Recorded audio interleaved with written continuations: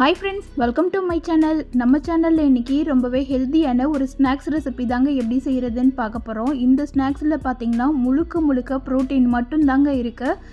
இதை நீங்கள் எண்ணெயில் பொரிக்காமல் சாலோ ஃப்ரை கூட பண்ணி சாப்பிட்லாம். ரொம்ப டேஸ்ட்டாக இருக்குங்க. ஜஸ்ட் ஒரு 10 நிமிஷத்துக்குள்ளேயே செய்து முடிச்சிடலாம்.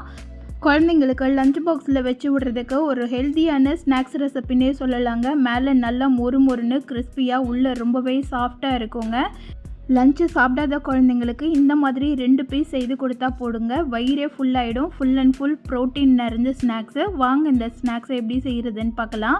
இது செய்கிறதுக்கு ஒரு அகலமான பாத்திரத்தில் தண்ணி சூடு பண்ணியிருக்கிறேன். இந்த கொதிக்கிற தண்ணியில் 3 கைப்பிடி அளவு மீல் மேக்கர் சேர்த்துக்கலாம். நீங்கள் பொடிசாக இருக்கும் அதுவும் வாங்கிக்கலாம். இந்த மாதிரி பெருசாக மீல் மேக்கர் கிடச்சதுனாலும் எது வேணும்னாலும் வாங்கிக்கோங்க. கொதிக்கிற தண்ணியில் இந்த மீல் மேக்கரை போட்டுட்டு ஜஸ்ட் ஒரு 10 நிமிஷம் மட்டும் வச்சிடலாம். ஸ்டவ் ஆஃப் பண்ணிடுங்க.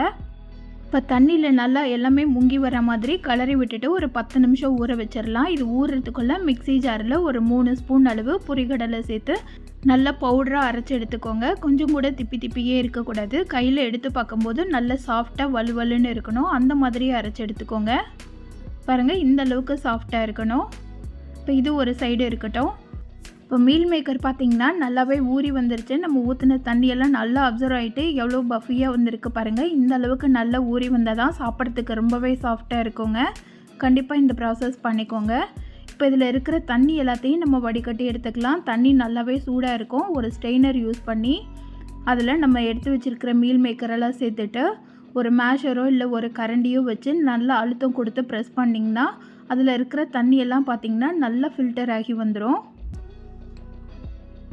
மீல் மேக்கரில் பார்த்திங்கன்னா கொஞ்சம் கூட தண்ணியே இருக்கக்கூடாதுங்க. கொஞ்சமாக தண்ணி இருந்தால் கூட எண்ணெய் குடிக்க ஆரம்பிச்சிடும். நல்லா கிறிஸ்பியாக வராது. ஒரு மாதிரி சவன்னு ஆகிடும்.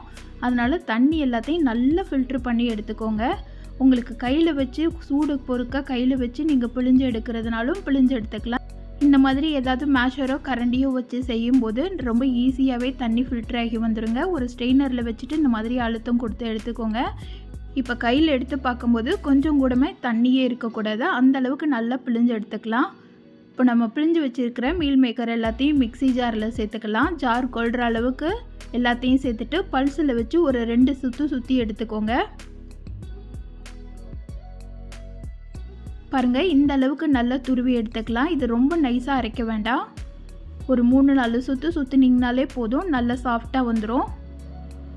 இதை ஒரு மிக்சிங் பவுலில் சேர்த்துக்கலாம். கூடவே நம்ம பவுட்ரு பண்ணி வச்சுருக்கிற பொரிகடலை எல்லாத்தையும் சேர்த்துக்கலாம். நான் இன்றைக்கி 1/4 கிலோ அளவு, அதாவது 3 கைப்பிடி அளவு மீல் மேக்கர் எடுத்தேன். அதுக்கு 3 ஸ்பூன் அளவு பொரிகடலை சேர்த்துருக்குறேன். இது கூடவே பார்த்திங்கன்னா பெரிய வெங்காயம், ஒரே ஒரு பெரிய வெங்காயத்தை நல்லா ஃபைன் சாப்பாக கட் பண்ணி வச்சுருக்கிறேன். அதை சேர்த்துக்கலாம். வெங்காயத்தை சேர்க்கும்போது இந்த மாதிரி கை வச்சு லைட்டாக க்ரஷ் பண்ணி விட்டுட்டு சேருங்க. கூடவே 2 பச்சை மிளகாய் பொடியாக கட் பண்ணி வச்சுருக்கிறேன். அதையும் சேர்த்துக்கலாம். இது கூடவே 1/2 ஸ்பூன் அளவு சில்லி பவுடர், 1/2 ஸ்பூன் அளவு தனியா பவுடர், சாட் மசாலா இருந்ததுன்னா 1/2 ஸ்பூன் சேர்த்துக்கோங்க.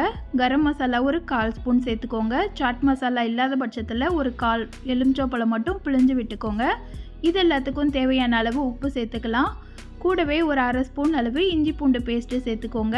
ஒரு கைப்பிடி அளவு பொடியாக கட் பண்ண கொத்தமல்லி தழை சேர்த்துக்கலாம். இது எல்லாத்தையும் சேர்த்துக்கிட்டு நல்லா கை வச்சு அழுத்தம் கொடுத்து பசைஞ்சுக்கோங்க.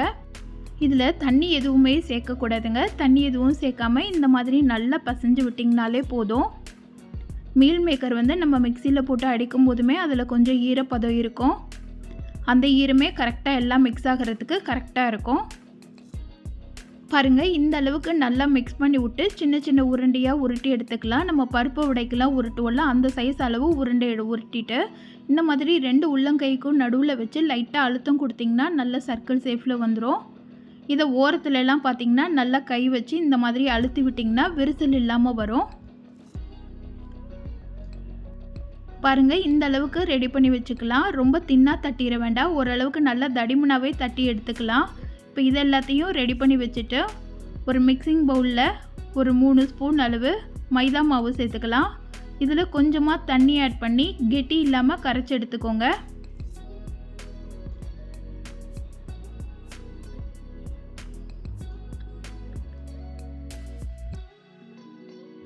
கூடவே கார்ன்ஃப்ளெக்ஸ் இருந்ததுன்னா கார்ன்ஃப்ளெக்ஸை மிக்ஸி ஜாரில் போட்டு பவுட்ரு பண்ணி வச்சுருக்கிறேன். நீங்கள் கார்ன்ஃப்ளெக்ஸ்க்கு பதில் பிரெட் க்ரம்ஸ் இருந்ததுன்னா கூட யூஸ் பண்ணிக்கலாம். பிரெட் க்ரம்ஸ் இல்லாத பட்சத்தில் நீங்கள் ப்ரெட்டு வாங்கி மிக்ஸி ஜாரில் போட்டு பவுட்ரு பண்ணி கூட எடுத்துக்கலாம். நான் வீடியோவில் காமிக்கிற மாதிரி நம்ம ரெடி பண்ணி வச்சுருக்கிற மீல் மேக்கரை மைதா மாவில் நல்லா டிப் பண்ணி எடுத்துகிட்டு நம்ம பவுட்ரு பண்ணி வச்சுருக்கிற கார்ன்ஃப்ளெக்ஸில் சேர்த்து நல்லா பரட்டி எடுத்துக்கலாம். எக்ஸஸாக இருக்கிறதெல்லாம் லைட்டாக தட்டி விட்டுடுங்க, உதிர்ந்து வந்துடும். பாருங்கள், இந்த மாதிரி ரெடி பண்ணி வச்சுக்கலாம்.